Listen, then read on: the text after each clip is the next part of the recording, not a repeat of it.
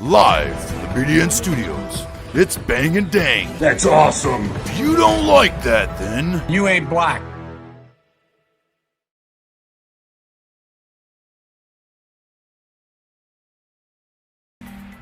What's up, guys? Welcome back to Outlaws and Gunslingers. Bang and Dang here once again. And a couple weeks ago, we had one of America's biggest mysteries in the escape from Alcatraz. And now we moved on to probably one of the even bigger American mysteries. What happened on November 24th, 1971. Thanksgiving Eve, too. Thanksgiving Eve? Is that such a thing? Thanksgiving Eve? Anything's an Eve. Whatever's the night before. It's Monday Eve, which is Sunday night. Right. And you remember last Monday Eve? Last Monday Eve? I don't.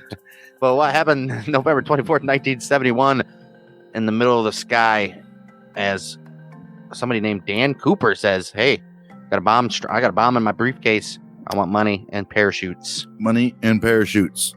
Of course, we're talking about DB Cooper. To this day, nobody knows who he is, where he went, what happened to him. Did he live? Did he die? I mean, this is another case of incompetence within our justice system here. Not justice system, our law enforcement agencies.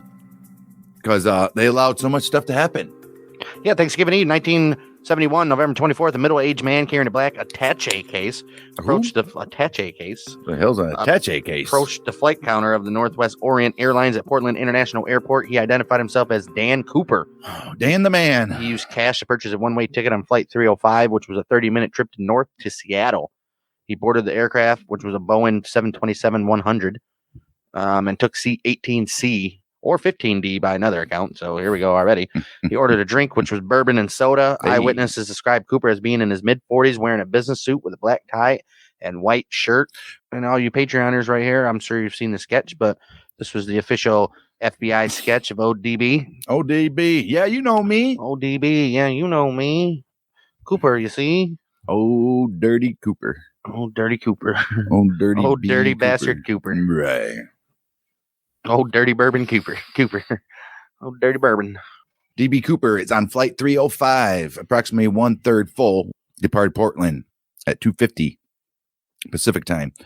Shortly after takeoff, Cooper handed a note to Florence Schaffner, the flight attendant situated nearest to him in a jump seat attached in the aft stair door. AFT stair door. Schaffner, assuming the note contained a lonely businessman's phone number. It's like, not another one of these. Maybe if I get drunk enough tonight, I'll call Right. it. Dropped it in an unopened. Oh, dropped it unopened in her She purse. dropped it into her unopened purse. So it fell on the floor and she kicked it to the back of her seat. I don't know. There's like probably a whole pile of little of bomb letters, numbered, right?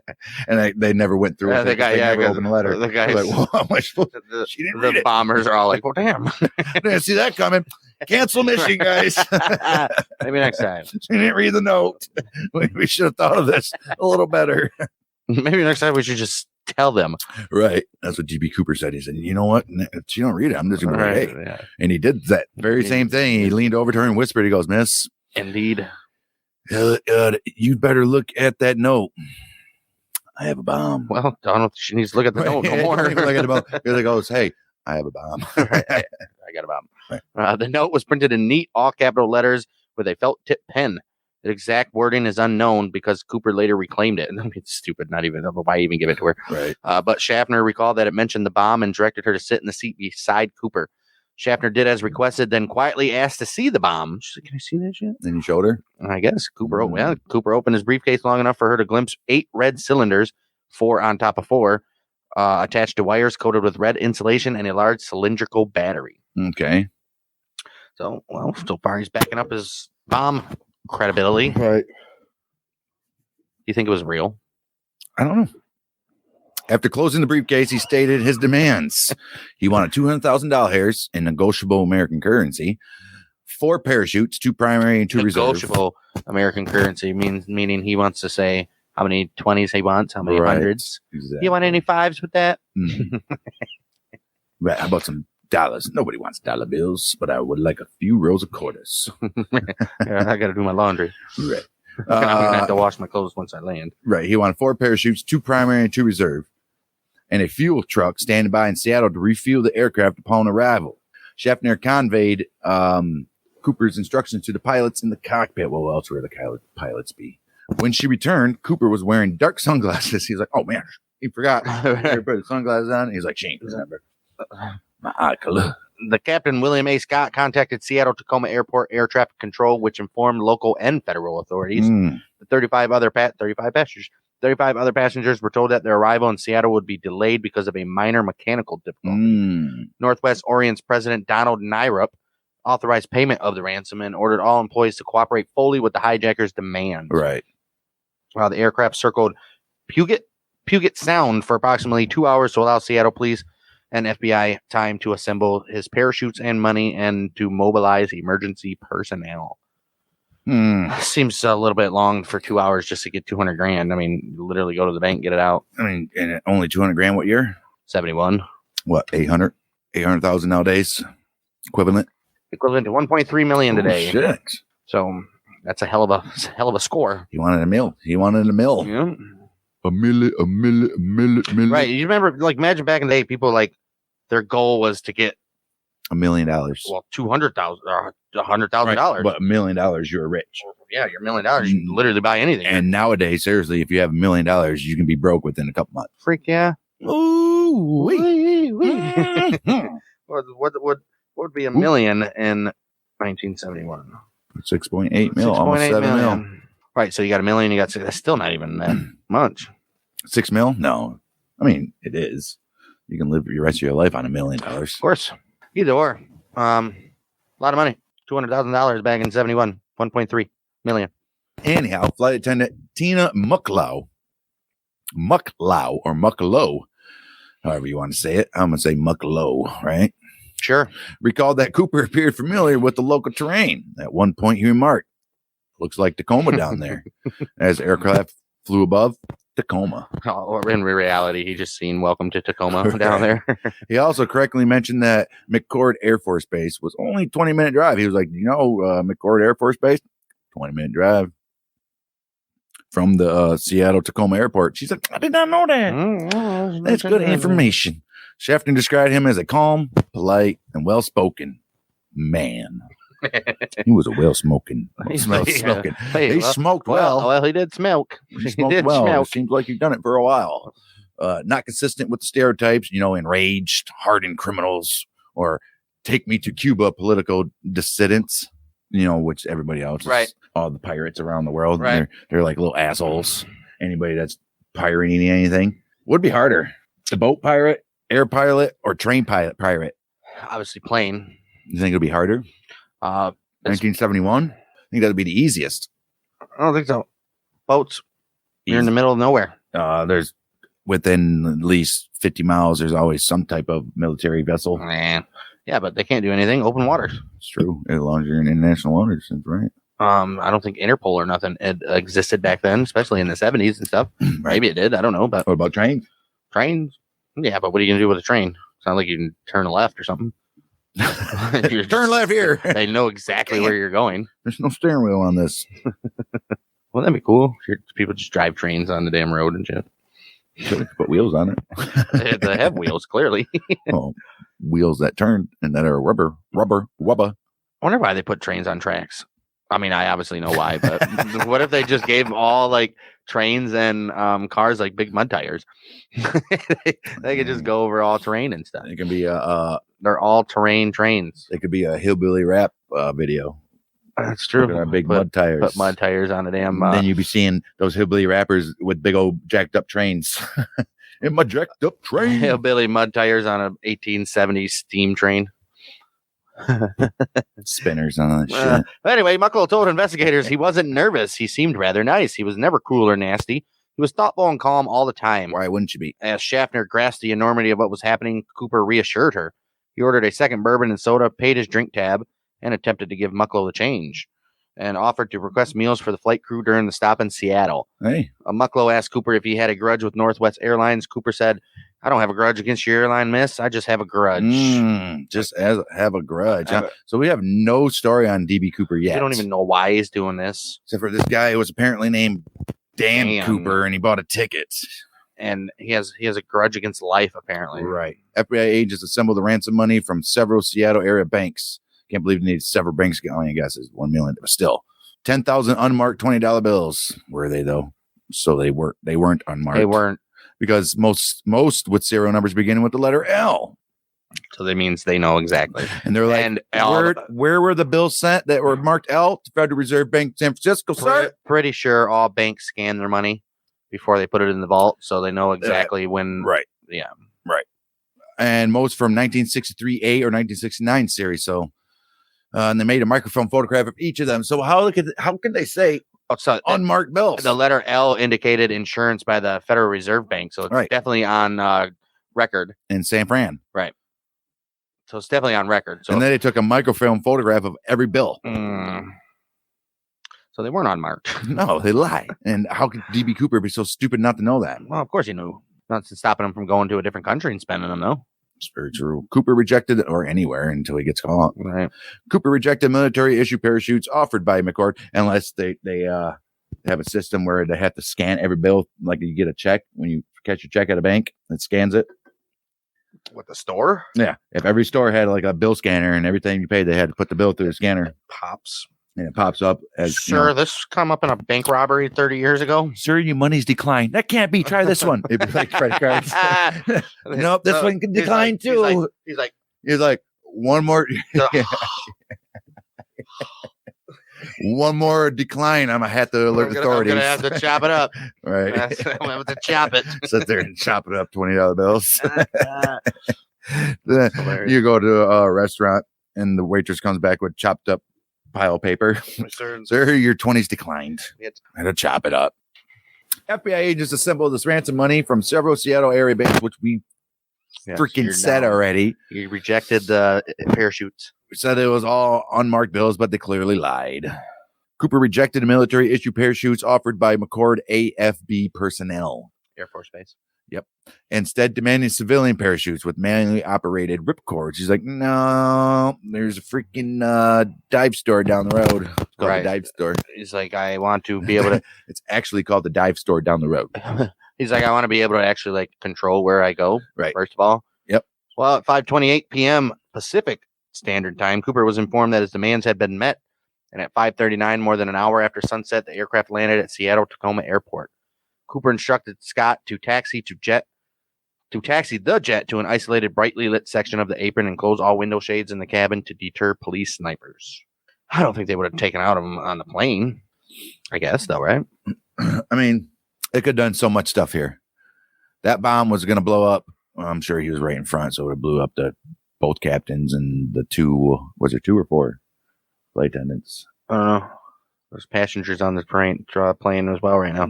Oh, yeah. After they let the passengers off, though, right? Oh, yeah. Why don't you get to that part? Oh, is it my turn? Yeah. Northwest Orient Seattle operations manager, L.E., approached the aircraft in street clothes to avoid the possibility that Cooper might mistake him as an airline uniform officer. Look at that guy. He must be an airline uniform. That's an airline uniform wearer. Uniform. Welcome, airline uniform wearer. Anyhow, he wore street clothes because he wanted to be as a police officer of the old airlines. And he delivered the cash-filled knapsack, which I don't understand. They put it on in a little knapsack, but wrapped it up, threw some cornbread. And, I'm running away from home. Right, threw some cornbread and beef jerky in there. Once the delivery was completed, Cooper allowed all passengers, Schaffner and senior flight attendant Alice Hancock, to leave the plane. Oh, why Schaffner get to leave? I guess she was the took one. No, and all that. She didn't freak out. She was the main one. She didn't freak out or anything. She, nice. And she wanted to see his bomb, so he was like, I showed you my bomb. Let you go. You tell the world what you've seen. You tell the world the size of my bomb. You tell them that it was the most magnificent bomb you've ever seen. The refueling process was delayed because of a vapor lock in the fuel tanker's truck pumping mechanism. Ooh, sure. Mechanism. Yeah, right. Damn well the FBI was like, tell them this, and blah, blah, maybe we can try to work something out. Right. Second truck was brought in to complete refueling. An FAA official requested a face-to-face meeting with Cooper aboard the aircraft. He said no. Denied. Cooper grew impatient, saying this shouldn't take so long. He knew it. We already had to fly over for 2 hours. 2 hours circling. And in true dad mode, he sent a note to the crew saying, let's get the show on the road. Let's go. I'm ready to go. I will leave without you. Cooper outlined his flight plan to the cockpit crew. A southeast course toward Mexico City, he said, at the minimum airspeed possible without stalling the aircraft because I want to go as low as you can go. How low can we go? He's like approximately 100 knots as fast as we can go and about 10,000 foot That's just as low as we can go. That's not the fastest, Or slowest. the slowest we can go, which is 115 miles per hour. 15 miles per hour to keep a big old thing up there in the air. That's Or 185 kilometers an hour for all you overseas, well, everybody else but America. or 100 knots if you're a sailor. That would be 100 Wait. 100 knots isn't the same in the air and on water. Then it's called a knot. It's going to be the same. It's 100 sea knots or water knots or whatever the fuck it is. Freak it is. I'm not a sailor, so I wouldn't know. At a maximum of 10,000 feet above, that's 3,000 meters, guys, altitude. He further specified that the landing gear remained deployed. He said, you keep those wheels down, bud. The wing flaps be lowered 15 degrees, whatever that does. Does that help keep it float? What do you think? I don't know. Wing flaps be lowered, so it's that. So it's dragging the air. I don't know, to make it slower, so it's not. I don't know. Right. And the cabin remained unpressurized. You don't you pressurize that cabin? First, Yeah, because if he would have opened that door with it pressurized, he probably would have flew out. he would have flew out. Right. Everybody that's not locked down. Mm-hmm. And it might have took their breath away. The air. Take my breath. No, that's as he's flying out. Take my breath away. But if he has his parachute, he would live. Those guys would better get those masks on quick and hit that button. Pressurize. Shut the door first. Anyhow, First Officer William J. Radachek. check. That's the way it is. Right. Informed Cooper that the aircraft's range was limited to approximately 1,000 miles under the specified flight configuration, which meant that a second refueling would be necessary before entering Mexico. He was like, we ain't going to make it.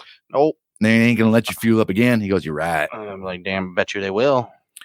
Not in Mexico. Well, not in Mexico. It's Right. it's necessary before entering Mexico. Right before Mexico. So Cooper and the crew discussed options and agreed on Reno, Nevada as the refueling stop. Cooper further directed that the aircraft take off with the rear exit door open and its staircase extended. Well, Northwest Home Office objected. They said, objected on what grounds? They said, on grounds that it was unsafe to take off with the aft staircase deployed. Cooper said, I counter that, and it's safe. But he would not argue the point. He said, whatever, we'll lower it once we get airborne anyway. It doesn't matter. Approximately. Why would he even want to take off with it like that? Just because it's there, it's open. I guess. Unless he could have jumped off at a lower. Well, unless he couldn't get it open in flight, he was maybe concerned about. But he knew he could. Approximately 7:40 p.m., the Boeing 727 took off with only Cooper, Captain Scott, Flight Attendant Mucklow, First Officer Radazak, and Flight Engineer Harold E. Anderson. He had to keep Mucklow in case he needed some more bourbons and sodas. It's true. Two F-106s. Fighter aircrafts from McCord Air Force Base followed behind the airliner, one above it and one below. So Cooper couldn't see it. He didn't know they're there. A Lockheed T-33 trainer diverted from an unrelated Air National Guard mission also shadowed the 727 before. He's like, I'm running low. I got to turn back.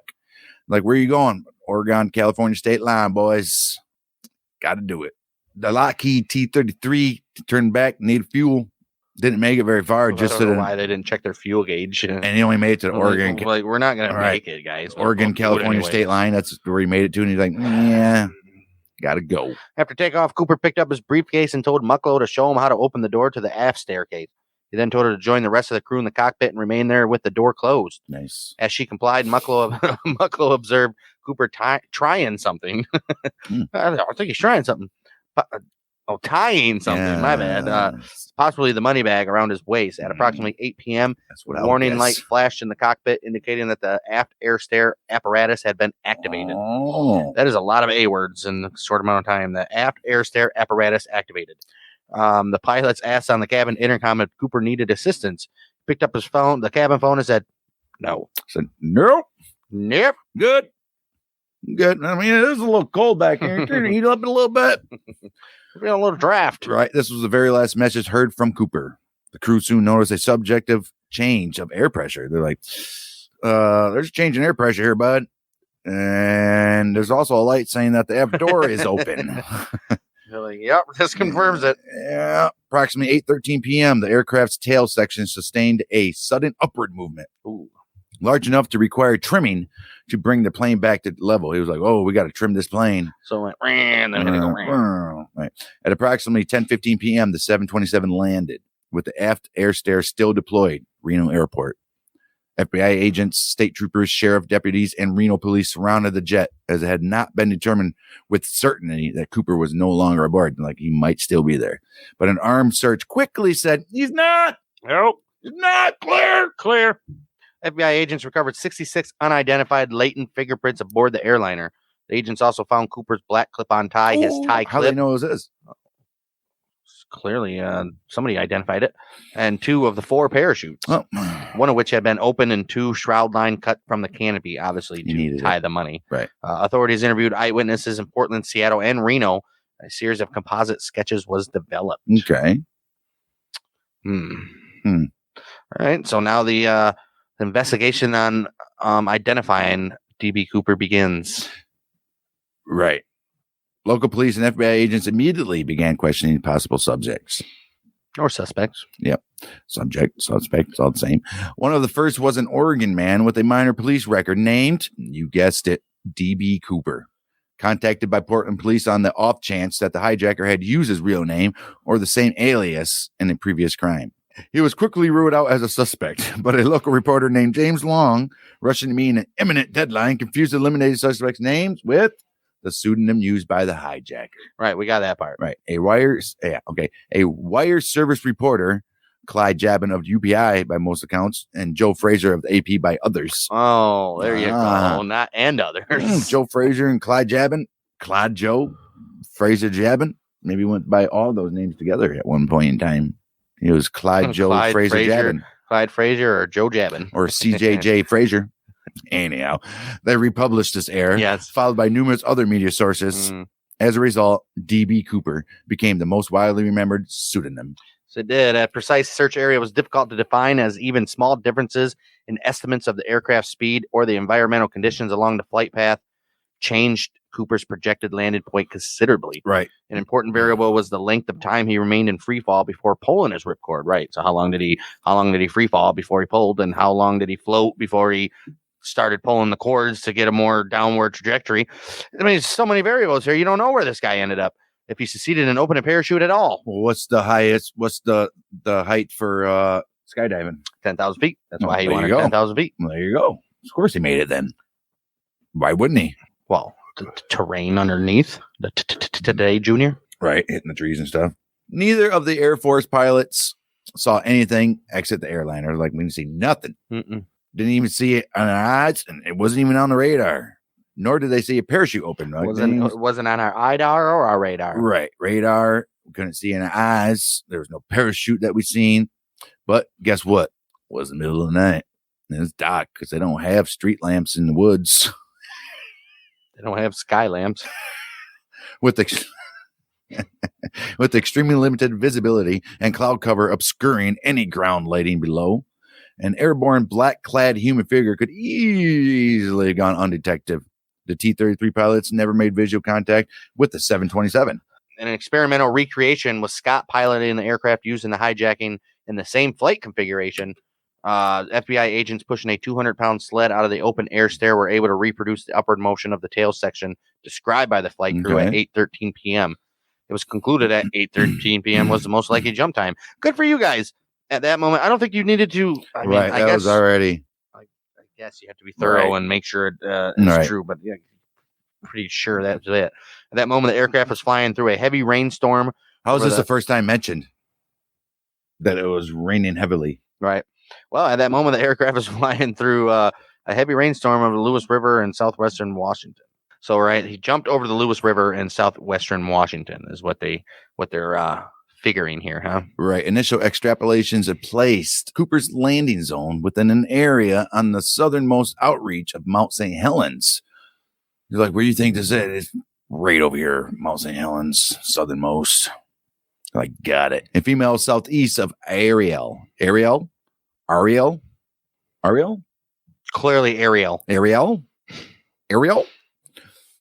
Washington, near Lake Merwin. an artificial lake formed by a dam on the Lewis River.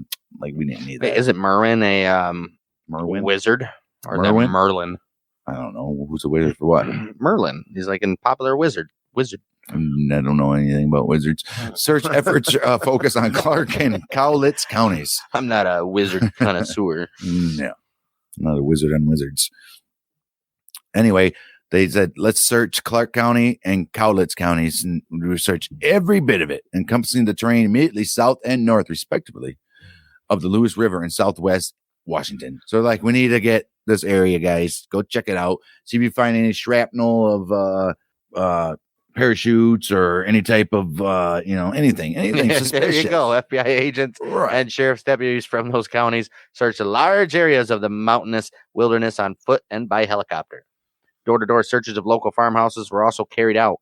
Other search parties ran patrol boats along Lake Merwin and Yale Lake, the reservoir immediately to its east. Okay. No trace of Cooper nor any of the equipment presumed to have left the aircraft with him was found. Ever found, and they traced, and they went through air and everything.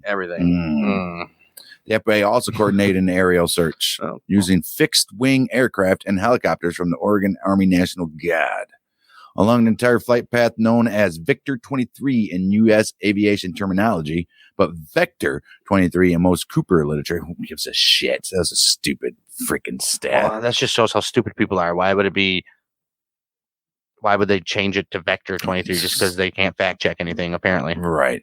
From Seattle to Reno. So, I mean, come on.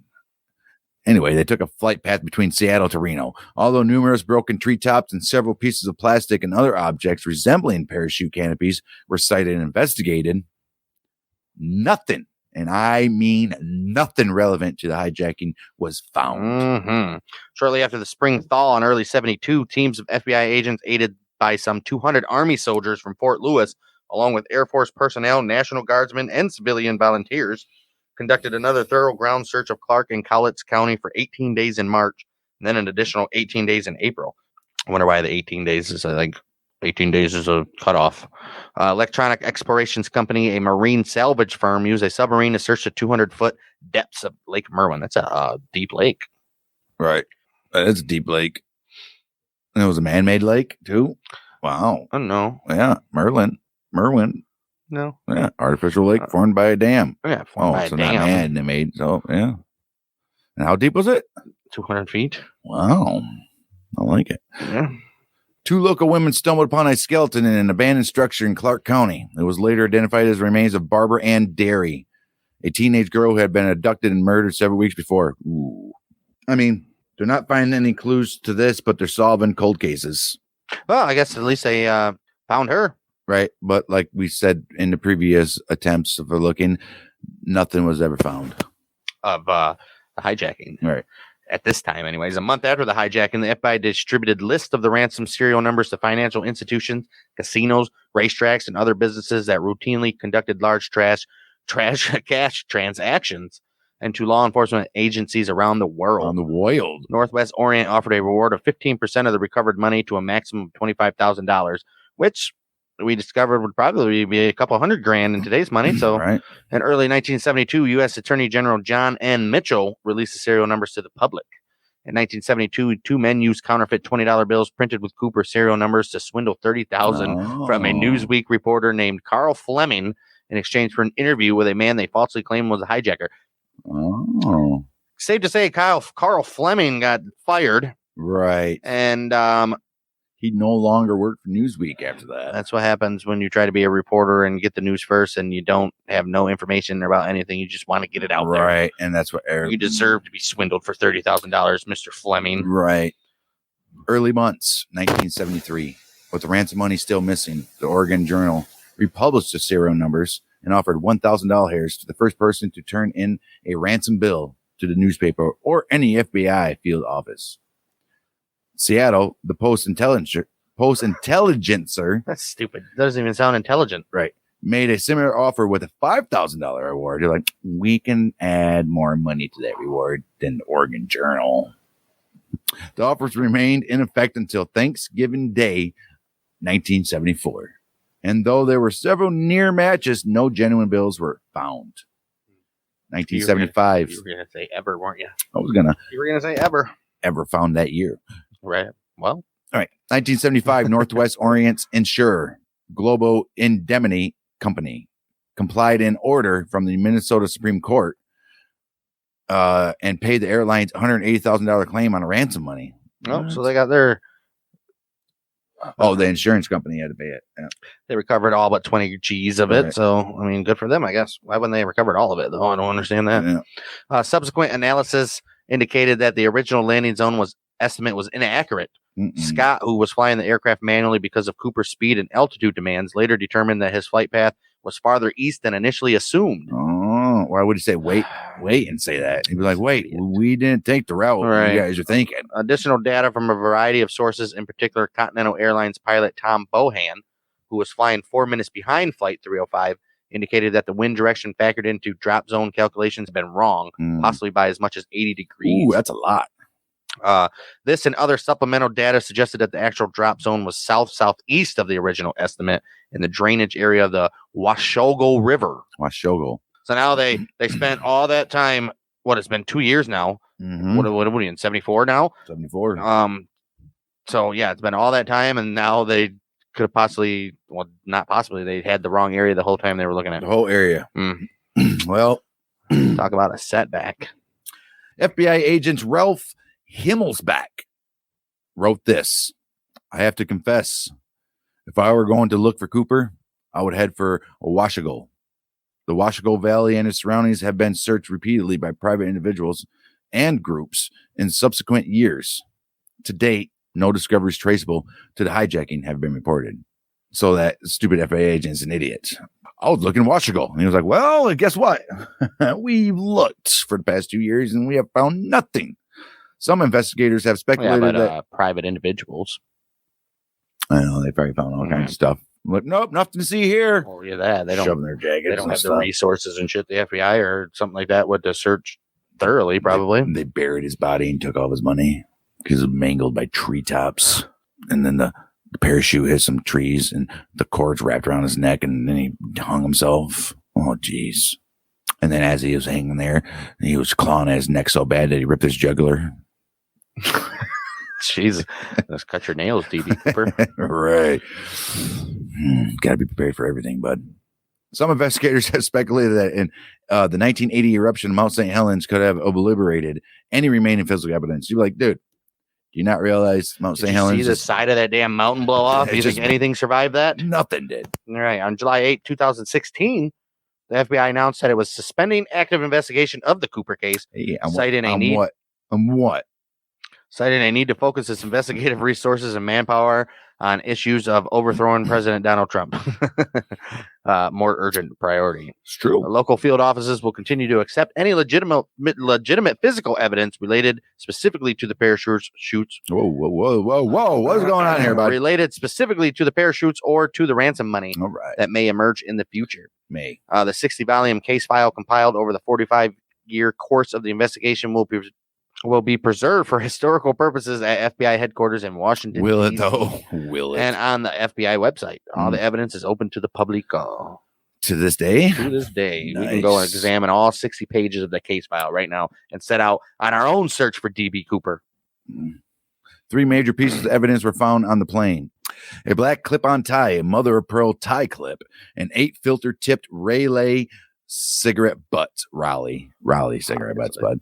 At some time after hijacking, the cigarette butts were lost. The only thing with any type of DNA, if they had DNA on them. Well, they didn't have DNA technology back then anyway, but they could have done it now. There might have been fingerprints on the old tie clip. Right. Partial, though. I can get anything with I partial. can't get those partials. November 1978. A placard printed with instructions for lowering all aft stairs of the 727 was found by a deer hunter near a logging road about 13 miles east of Castle Rock, Washington, well north of Lake Merwin, but within Flight 305's basic flight plan. Okay. Yeah, but still, it goes back. Why would he have that instruction card when he asked, unless she gave him a card? Like, that's how you do it. Obviously. And why would he leave that behind?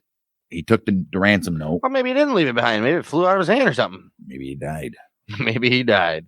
But you never know when you're gonna go. On February 10th, 1980, 8-year-old Brian Ingram was vacationing with his family on the Columbia River at beachfront known as Tina Bar, about 9 miles downstream from Vancouver, Washington, and 20 miles southwest of Ariel. He uncovered 3 packets of the ransom cash as he raked the sandy riverbank to build a campfire. Hey, good for him. Good for him. The bills were disintegrated but still bundled in rubber bands. FBI technicians confirmed that the money was indeed a portion of the ransom. 2 packets of $120 bills each and a third packet of 90, all arranged in the same order as when given to Cooper. And Patreon people take a look at the bills, the actual bills that they found there, pretty well disintegrated. Right. What's up with the black ones? Probably ones on top, Right. bottom, or whatever. Right. Almost mold or whatever. Right. Discoloration, I guess. I don't know. The discovery launched several new rounds of conjecture and ultimately raised more questions than it answered, obviously. Initial statements by investigators and scientific consultants were founded on the assumption that the bounded bills washed freely into the Columbia River from one of its many connecting tributaries. An Army Corps of Engineers hydrologist noted that the bills had disintegrated in a rounded fashion and were matted together, indicating that they had been deposited by a river and opposed to having been deliberately buried. He's like, no, they got stuck. And the old river action came through and was like, let's bury some bills, bury some bills, bury some bills. We're burying bills. And the river did that for a while until it was covered. And they were like, we buried bills. And boom, they moved on. Moved on. That conclusion, if correct, supported the opinion that Cooper had not landed near Lake Merwin, nor any tributary of the Lewis River, which feeds into the Columbia well downstream from Tina Bar. It also lent credence to supplemental speculation that placed the drop zone near the Washoe River, which merges with the Columbia upstream from the discovery site. However, the free-floating hypothesis presented its own difficulties. It did not explain the 10 bills missing from one packet, nor maybe you needed $100. Right. Nor was there a logical reason that the 3 packets would have remained together after separating from the rest of the money. Right. Physical evidence was incompatible with geological evidence.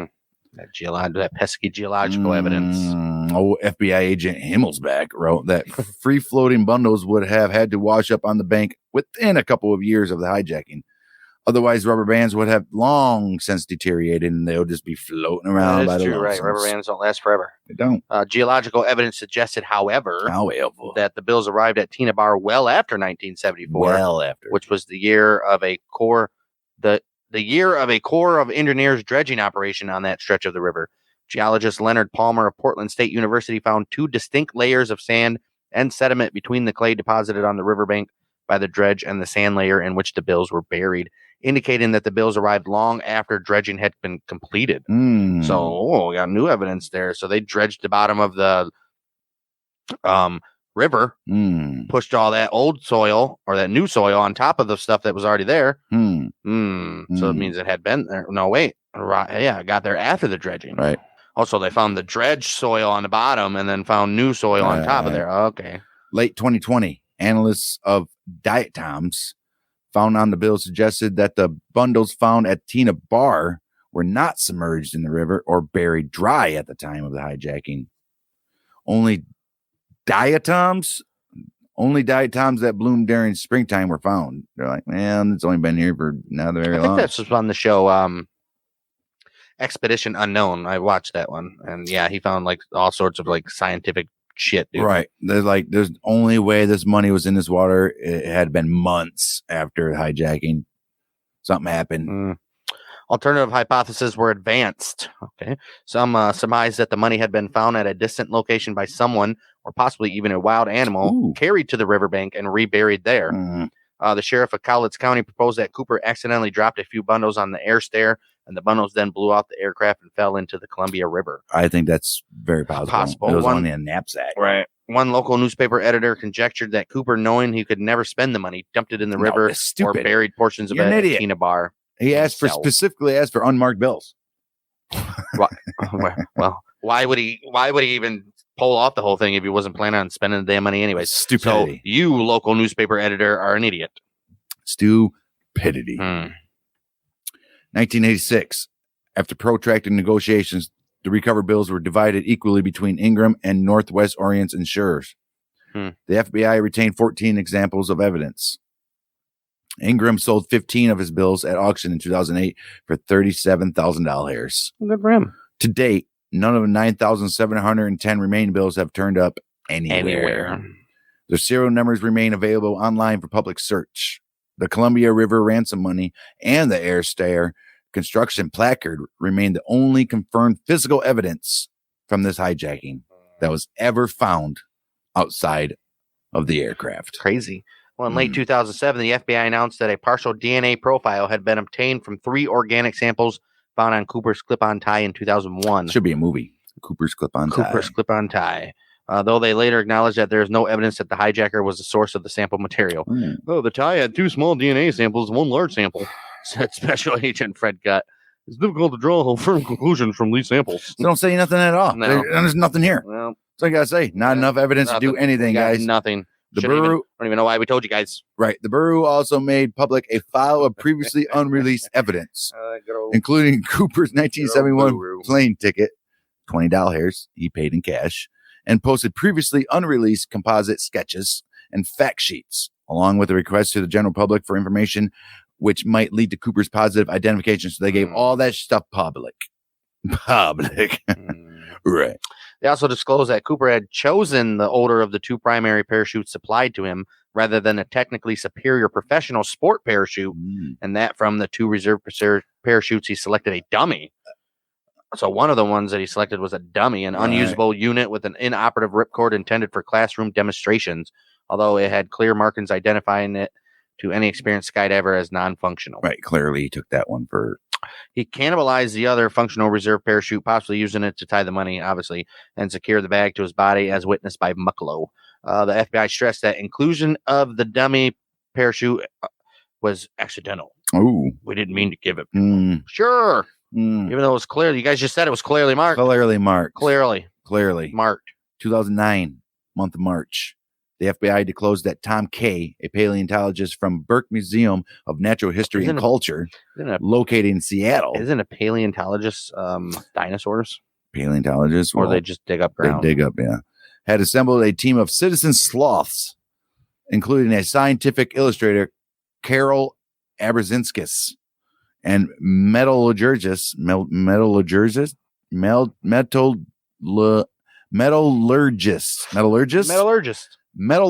Alan Stone. And he works with metal, and his last name's Stone. He should have been a paleontologist. Right. Anyhow, and Tom Kay should have been the metallurgist, because then Kay Jewelers came around. Gold's not a metal, though, is it? Of course it's a metal. It's not a metal. It's a mineral. Right? Gold is a metal. Is it a metal? Obviously. You can't make stuff out of it. Of course you can. I can make a pipe out of gold if I wanted to. You can't smoke out of it. Of course you can. Why wouldn't you be able to?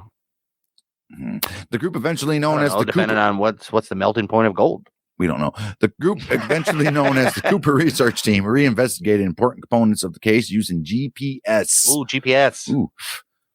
Stupid net. Satellite imagery and other technologies unavailable in the year of 1971 when the crime occurred. Right. Although they gained little information about the buried ransom money or Cooper's landing zone, they were able to find and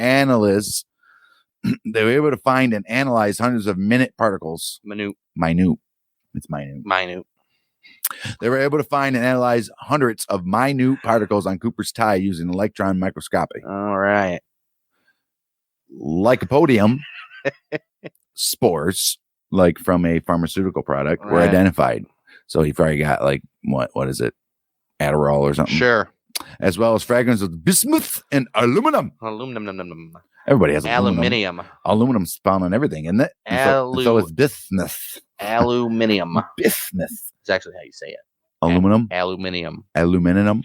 In November 2011, Kay announced that particles of the pure unalloyed titanium had also been found on the tie. He explained that titanium, which was much rarer in the 70s than in the 2010s, was at that time found only in metal fabrication or production facilities or at chemical companies using it, combined with aluminium, to store extremely corrosive substances. Aluminum. The findings weakly suggested that Cooper might have worked in such a metal or chemical manufacturing. I'm going to say this lightly. I'm going to say this with no conviction I'm gonna whatsoever. say it weekly. What you mean? Wait, You're going to say this every week? No, I'm going to say it. January 2017, K reported that rare earth minerals such as cerium and strontium sulfide had also been identified among particles from the tie. One of the rare applications for such elements in the 1970s was Boeing's Supersonic Transport Development Project. Hell of a name. Suggesting that the possibility of Cooper of being a Boeing employee. Maybe. Other possible sources of the material include factories that manufactured cathode ray tubes, such as Portland firms Teledyne and Tektronix. So check those guys, see if you can find any cathode ray tubes, and we can check that out. Right. FBI sketches of Cooper with age progression, as you Patreon guys are seeing. This is what he would look like whenever this was made. Right. Over the 45-year span of his active investigation, the FBI periodically made public some of its work and hypotheses and tentative conclusions drawn from witness testimony and the scarce physical evidence. The official physical description of Cooper has remained unchanged, is now considered reliable. Flight attendants Schaffner and Mucklow, who spent the most time with Cooper, were interviewed on the same night in separate cities, gave nearly identical descriptions. Around 5 feet 10, 180 pounds, mid-40s, close set, piercing brown eyes, and swarthy skin. Ooh-wee. That's some swarthy skin. That skin is swarthy. It's the swarthiest skin I've ever seen. Some swarthy skin. Cooper appeared to be familiar with Seattle area, as he said, that looks like Tacoma, Washington, right. And may have been an Air Force veteran. Based on testimony that he recognized the city of Tacoma from the air as the jet circled Puget Sound. And his accurate comment and his accurate comment to Mucklow that McCord Air Force Base was approximately 20 minutes from driving from the Seattle Tacoma airport. And he said, did you know that the McCord Air Force Base is about 20 minutes from the Seattle Tacoma airport? She's like, I did not, sir. And this is a detail that most civilians would not know or comment upon. Why wouldn't they know that? Anybody that lives within the area knows, yeah, it's about a 20-minute drive. Yeah, but you would know from the air. Right. Right. His financial situation was likely very desperate, according to the FBI's retired chief investigator, Ralph Himmelsbach. Extortionists and other criminals who steal large amounts of money nearly always do so because they need it urgently, obviously. Sounds like this Ralph Himmelsbach is not a very smart guy. No. Otherwise, the crime is not worth a considerable risk, he says. Alternatively, Cooper may have been a thrill seeker who made the jump just to prove it could be done. Clearly not the case. Shut up, Himmelsbach. Moron, dude. FBI is so trash. It's garbage. Always. Garbage. Agents theorized that Cooper took his alias from a popular French language Belgian comics series featuring the fictional hero Dan Cooper, a Royal Canadian Air Force Air Force test pilot who took part in numerous heroic adventures, including parachuting. Dang, this Dan Cooper was some hoot, wasn't he? A hoot of a character. One cover from the series reproduced on the FBI website depicts test pilot Cooper skydiving in full paratrooper gear.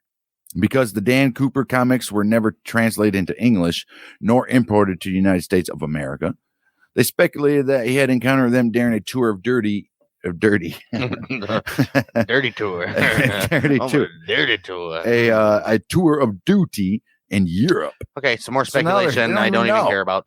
Evidence suggested that Cooper was knowledgeable about flying technique, aircraft, and the terrain. I mean, that's pretty obvious. He demanded 4 parachutes to force the assumption that he might compel one or more hostages to jump with him. Thus ensuring he would not deliberately be supplied with sabotage equipment. Okay, right. He chose a 727 aircraft because it was ideal for a bailout escape, owning not only to its air stair, but also to the high aftward placement of all 3 engines, which allowed a reasonably safe jump despite the proximity of the engine exhaust. All right, without it sucking them up in there. Yeah, you're done, bud. Had a single point fueling capability. It had a single point fueling capability. A then recent innovation that allowed all tanks to be refueled rapidly through a single fuel port. Well, good for them. It also had the ability, unusual for a commercial jet airliner at this time, to remain in slow, low altitude flight without stalling.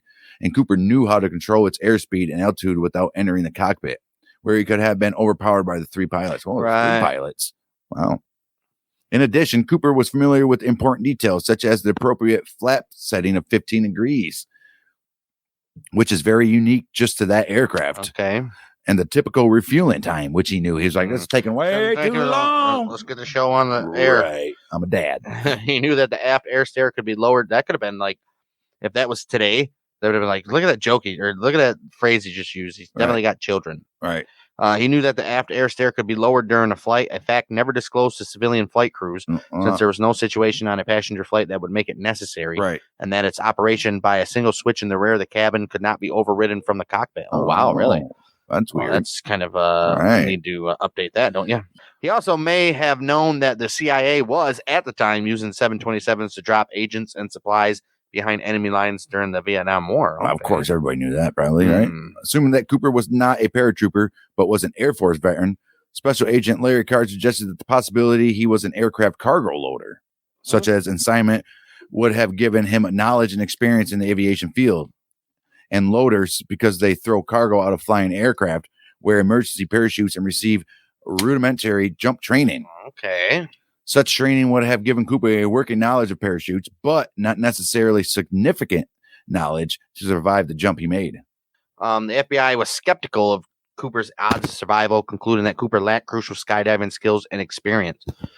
We originally thought Cooper was an experienced jumper, perhaps even a paratrooper, said Special Agent Larry Carr, 2 R's, leader of the investigative team from 2006 until its dissolution in 2016. We concluded after a few years this simply was not true. No experienced parachutist would have jumped in the pitch black night in the rain with 172 miles winds in his face, wearing loafers and a trench coat. It was simply too risky. Right. Wow.